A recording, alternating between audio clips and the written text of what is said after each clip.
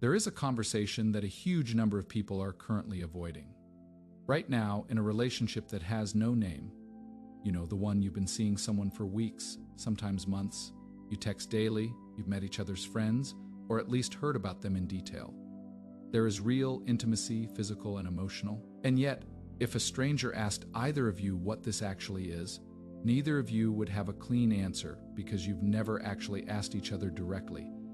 And some part of both of you has been quietly avoiding the conversation that would force an answer, out of fear of what that answer might be. Today, we're talking about exactly why that conversation feels so much scarier than it should, and exactly how to actually have it in a way that gets you real clarity instead of more ambiguity. Let's start with why situationships exist in the first place.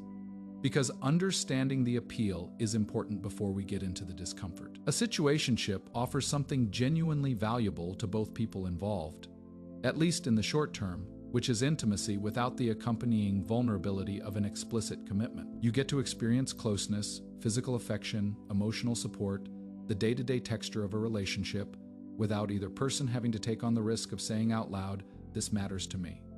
And here is what I want from it." This appeal is real and worth taking seriously rather than dismissing. Because understanding exactly what a situationship is offering both people is what makes it possible to see clearly what it is also quietly costing them at the same time. That risk is real because naming what you want opens you up to hearing that the other person doesn't want the same thing. And as long as neither of you says it out loud, that specific rejection stays theoretical rather than actual. Ambiguity, in this sense, functions as a kind of shared insurance policy against a particular kind of pain. And that is precisely why it can be so hard to break, even when the ambiguity itself is causing a different, slower kind of pain that quietly accumulates in the background of daily life. Here is the problem with that insurance policy, though, and it is a problem that tends to get worse the longer the situationship continues, rather than better.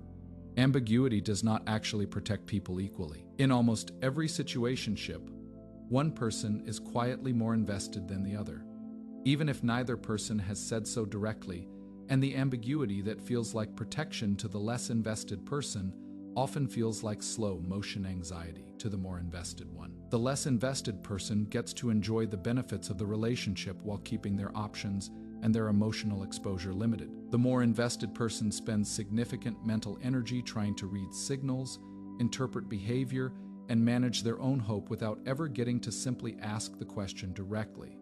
Because asking the question risks ending the arrangement entirely.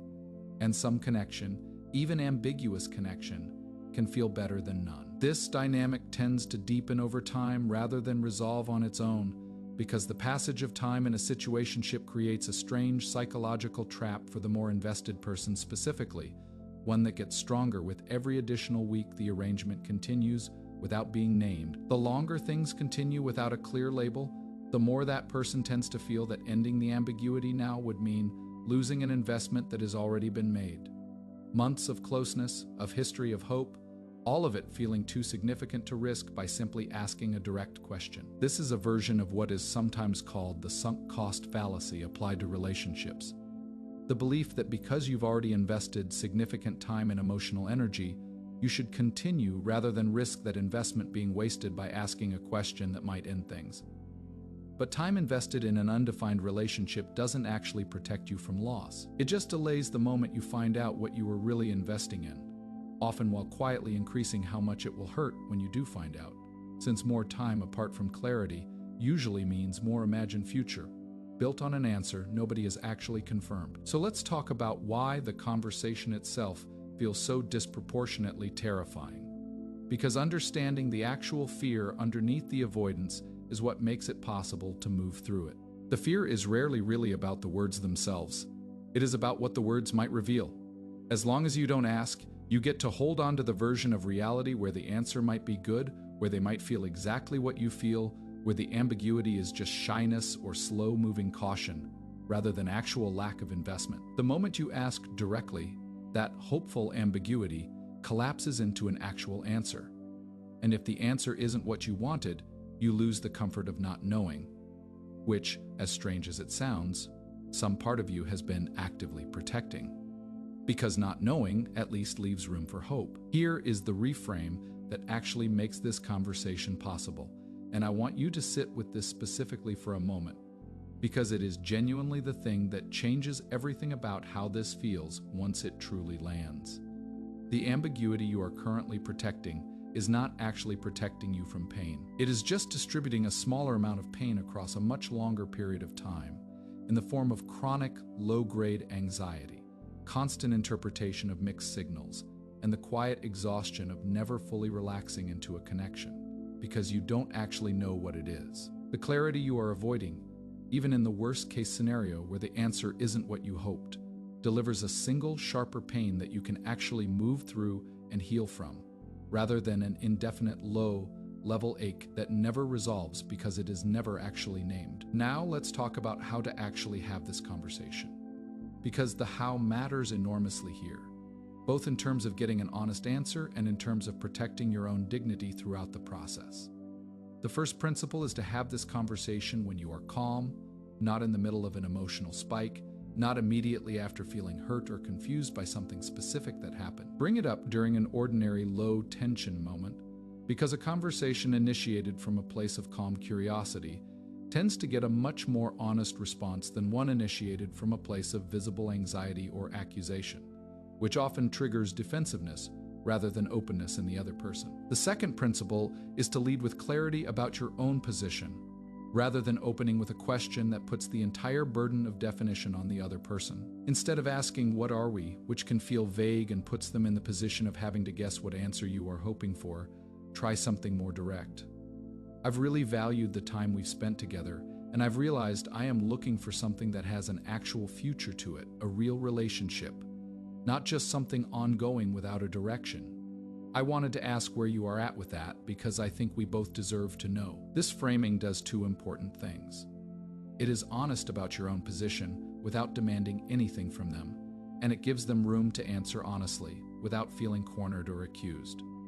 The third principle is to actually listen to the answer, including the answers that come through hesitation rather than words. If someone responds to a direct, calm question like this with vague deflection, with humor to avoid the topic, with a request to keep things as they are without addressing what you actually asked, that hesitation is itself an answer, even if it isn't a verbal one. People who want the same thing you want tend to respond to this kind of question with relief, because they've likely been wanting the same clarity and were equally afraid to bring it up first. A relieved, engaged response and a deflecting, uncomfortable response look very different, and it is worth trusting that difference, rather than talking yourself into a more hopeful interpretation of an answer that was actually a deflection. I also want to address directly what happens if the answer isn't what you hoped for, because that outcome is real and it is worth preparing for honestly, rather than only imagining the version where everything goes well. If the answer reveals that the other person doesn't want the same thing,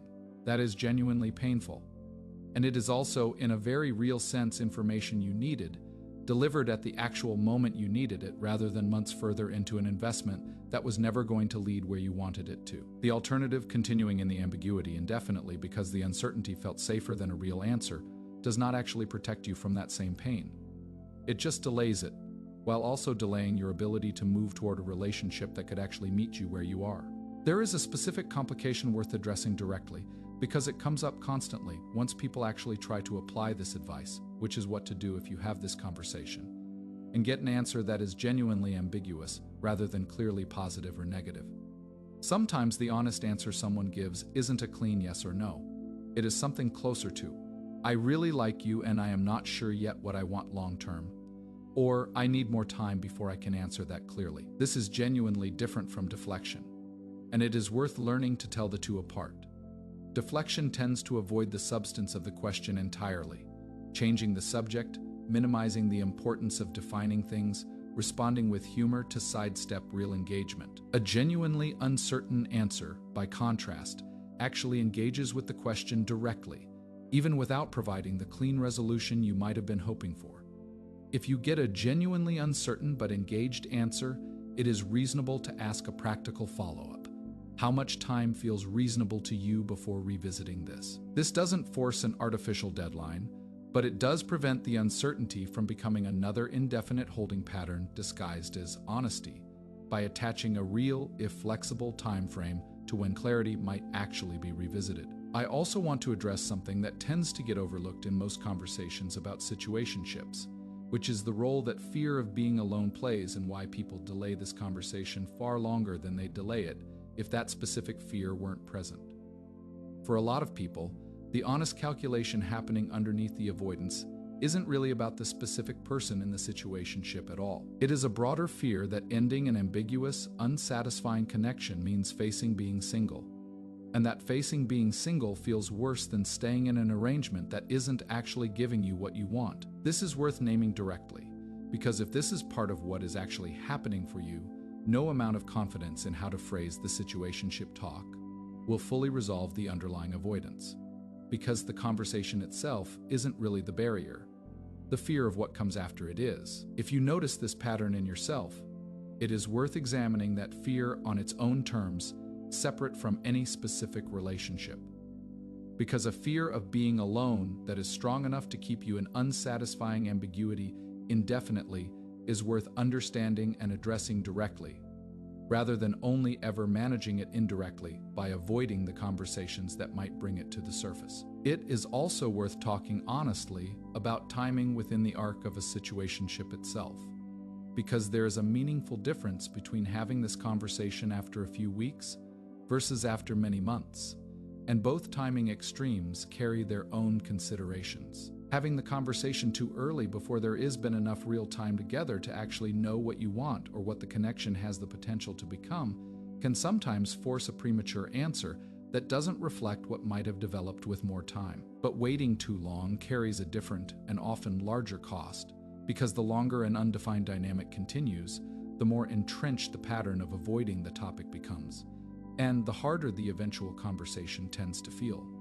Precisely because more time and more emotional investment have accumulated without ever being acknowledged directly. There is no universal correct window, but a reasonable general guideline is that if you've reached a point where the relationship has clear emotional and physical intimacy, regular ongoing contact, and has continued for longer than a couple of months without any conversation about direction, that is usually a sign the conversation is overdue rather than premature. I want to add one more practical dimension to this because it is genuinely useful and rarely discussed, which is how to protect your own emotional well-being during the period leading up to actually having this conversation, since building up to it can itself become a source of significant anxiety. One useful practice is separating the decision to have the conversation from the anxiety about how it will go. You can decide calmly and in advance that you are going to have this conversation within a specific window, this week, this weekend, without needing to first resolve every fear about the possible outcome. The anxiety about the outcome doesn't need to be fully processed before you act. It just needs to not be the thing determining whether you act at all. Waiting until you feel completely calm and fearless before having a vulnerable conversation is often waiting for something that simply won't arrive, because some degree of fear is a normal, appropriate response to genuine emotional risk, not a sign that you are not ready. It is also worth preparing yourself honestly for the possibility that the other person may need time to think before responding, rather than answering immediately in the conversation itself. Not everyone processes a direct question about relationship direction quickly, and pressuring someone for an immediate answer can sometimes produce a less honest response than simply giving them room to genuinely reflect. If someone says, "I want to think about this and get back to you," rather than treating that as evasion, it is worth distinguishing between someone who genuinely needs a day or two to sit with an important question honestly, and someone using the request for time as an indefinite delay tactic. The difference usually reveals itself in whether they actually do circle back within a reasonable window, a few days at most, or whether the request for time quietly becomes another version of the same avoidance you were trying to resolve in the first place. I also want to name something important about how this conversation tends to land differently depending on gender dynamics and cultural context, because the discomfort around initiating this talk is not distributed evenly. Women in heterosexual dating dynamics in particular often report additional social pressure around being perceived as too forward, too needy, or too eager if they're the one to initiate a conversation about defining the relationship, even though wanting clarity is an entirely reasonable, healthy desire rather than something that reflects poorly on the person asking. If part of what is holding you back from having this conversation is a fear of how you'll be perceived for wanting it, it is worth separating that social conditioning from the actual merits of the request itself.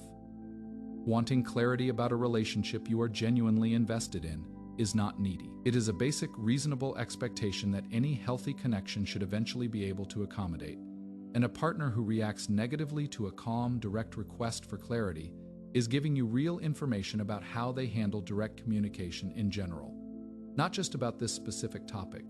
The situationship talk is not really about forcing a label onto something. It is about giving yourself and the other person the basic dignity of an honest answer instead of an indefinite guessing game. Some situationships, once named directly, turn out to be exactly what both people wanted all along, simply unspoken until someone had the courage to say it out loud, and they turn into real defined relationships built on a much stronger foundation than the ambiguity ever provided. Others reveal a genuine mismatch that was always there, hidden under the comfort of not asking. And while that revelation hurts, it also frees you to actually go looking for the connection you are describing, rather than continuing to hope it will eventually emerge from a dynamic that was never structured to produce it. Either outcome is better than the third option, the one most people quietly choose by default, which is simply never asking at all, and spending months or years in a relationship-shaped space that never actually becomes a relationship, because nobody was willing to risk the clarity that might have made it real. One closing thought worth leaving you with: the clarity you get from this conversation, whatever it turns out to be, becomes something you can actually build on in one direction or another, instead of something you have to keep managing indefinitely through guesswork and interpretation. That shift from managing uncertainty to actually knowing where you stand tends to bring a kind of relief that surprises most people, even in cases where the answer wasn't the one they were hoping for, simply because clarity, even difficult clarity, is almost always easier to live inside than an open question that never gets resolved, and easier still than a question you never even let yourself fully ask. There is also something worth naming about what happens after clarity arrives, regardless of which direction it goes, because the period right after this conversation is often when people feel the most uncertain about whether they made the right choice to ask.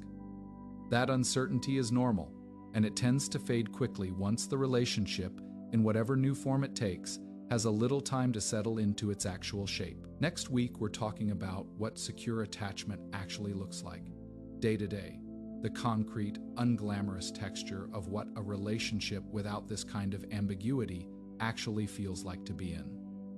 Subscribe to Heartness so you catch it.